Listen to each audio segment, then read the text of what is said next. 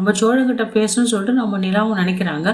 ஆமாங்க, நம்ம சோழன் வந்து ரொம்ப வெறுப்பாகி டென்ஷனாக இருக்காரு. ஒரு பக்கம் இந்த ராகவ் வந்து நிலாவை பிடிச்சிருக்கு என் ஆளுன்னு சொன்ன உடனே டென்ஷன் ஆகி யார்கிட்டையும் சரியாக பேசாமல் எல்லார்கிட்டையும் கடுப்பாயிட்டு இருக்காரு. அதில் நிலா கிட்ட போய் என்னங்க நான் கொடுத்த வாட்சை வந்து நீங்கள் கையில் கட்டல, காஸ்ட்லியான வாட்ச் லோக்கல் வாட்ச்லாம் கட்டிட்டு இருக்கேன்னு சொல்லிட்டு வெறுப்பேற்றிட்டு இருக்காரு. இல்லைங்க நான் எப்போ ஃபங்க்ஷனோ அப்போ கட்டிக்கிறேன் நிலாவும் மூக்கடைக்கிற மாதிரி சொல்லிடுறாங்க. நம்ம அக்கறையாக வந்து நிலாவும் சோழனுக்கு ஃபோன் பண்ணுறாங்க. என்ன சவாரிலேருந்து வந்துட்டீங்களா, ரெஸ்ட் எடுத்தீங்களா, சாப்பிட்டீங்களான்னு கேட்குறாங்க. ஒரு பக்கம் இந்த வானதி வரை ஒரே டார்ச்சருங்க நம்ம பாண்டிக்கிட்டு சண்டை போட்டே வராங்க.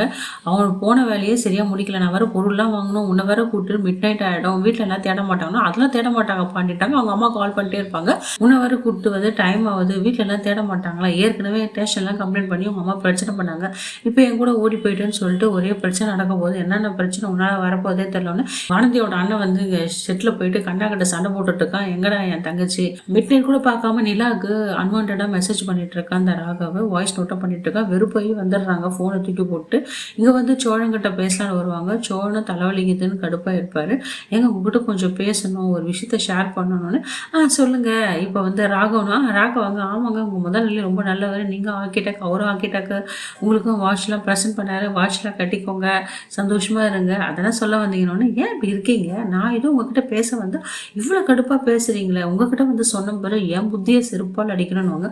முழுசாக வந்து சோழன் என்ன நிலா பேச வராங்களே கேட்கறது இல்லைங்க. ஏன்னா சோழன் பேசணும் நிலா கேட்கறது இல்லை. இப்போ நிலா பேச வராங்க, நம்ம சோழனும் கேட்கறது இல்லை. ரெண்டு பேரும் இப்படி இருந்தால் என்ன நடக்க போகுதுன்னு தெரியல.